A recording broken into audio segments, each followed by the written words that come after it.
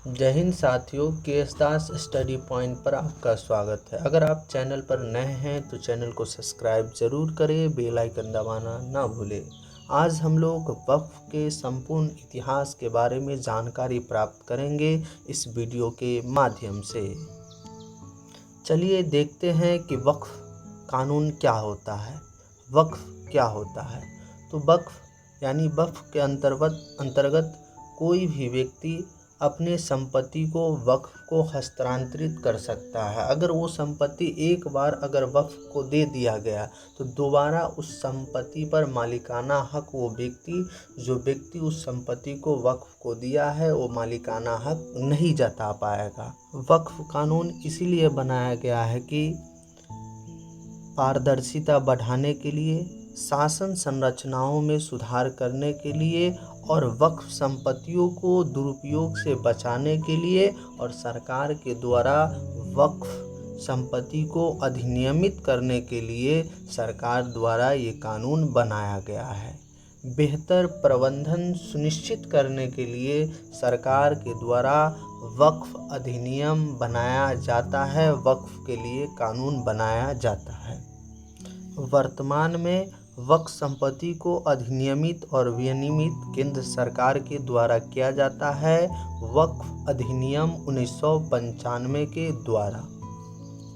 1995 के अधिनियम के द्वारा प्रमुख प्रशासनिक इकाई निम्नलिखित है जो 1995 के अधिनियम द्वारा बनाया गया। पहला है केंद्रीय वक्फ परिषद। इसका काम होता है सलाह देना। वक्फ के किसी भी मामले में ये क्या करते हैं? सरकार और राज्य वक्फ बोर्ड को सलाह देते हैं। ये अल्पसंख्यक मामलों के मंत्रालय के तहत आते हैं। इसके साथ राज्य वक्फ बोर्ड ये वक्फ संपत्तियों के संरक्षक है। इसके साथ प्रबंधन, संरक्षण और उपयोग की जो जिम्मेदारी होती है वो राज्य वक्फ बोर्ड पर होती है।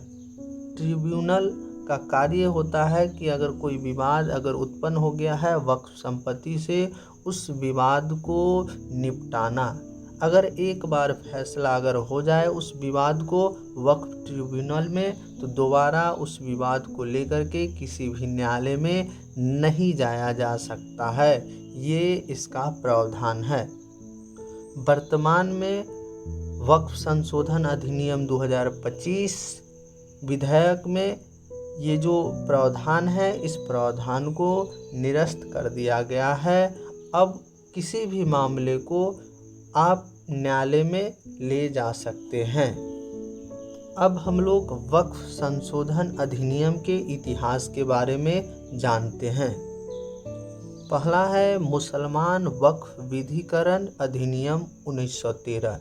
इसके द्वारा मुसलमानों को ये अधिकार मिल गया कि वो वक्फ बना सकता है।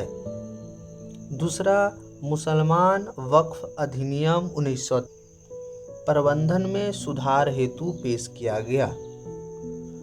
मुसलमान वक्फ अधिनियम 1930 1913 के अधिनियमों को और मजबूती प्रदान किया।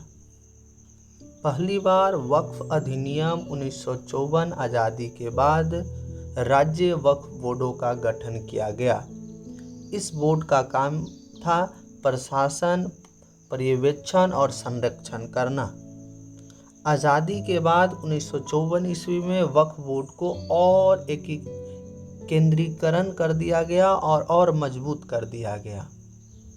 वक्फ अधिनियम 1954 की धारा 9A के प्रावधानों के तहत central Waqf council of India का गठन किया गया। इसका काम था राज्य वक्फ बोर्डों के तहत काम की देखरेख करना। इसके बाद 1959, 1964, 1969 और 1984 में वक्फ संशोधन अधिनियम पारित हुआ। इसका काम था वक्फ संपत्तियों के प्रशासन में और सुधार करना। इसके बाद आया वक्फ अधिनियम 1995। 1995 के अधिनियम के तहत एक ट्रिब्यूनल का गठन किया गया था। उसका फैसला अंतिम फैसला था और बाध्यकारी फैसला था।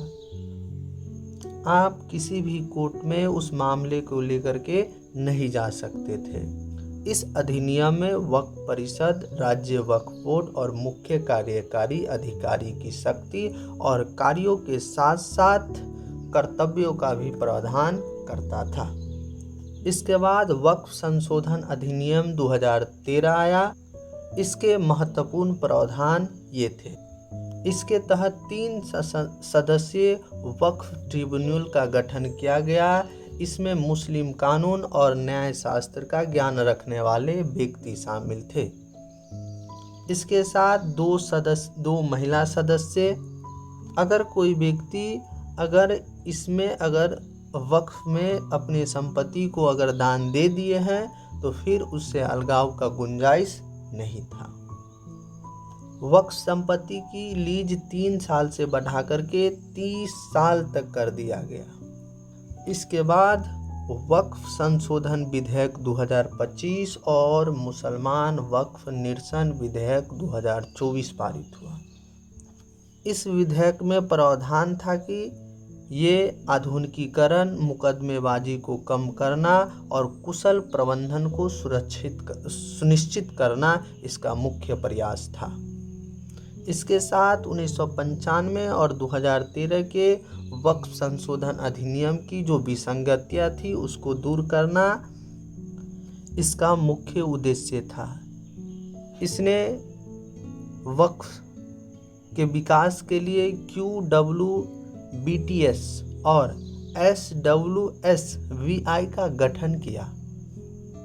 इन संस्थानों के माध्यम से 23.87 करोड़ रुपये, 7.16 करोड़ रुपये खर्च किए गए।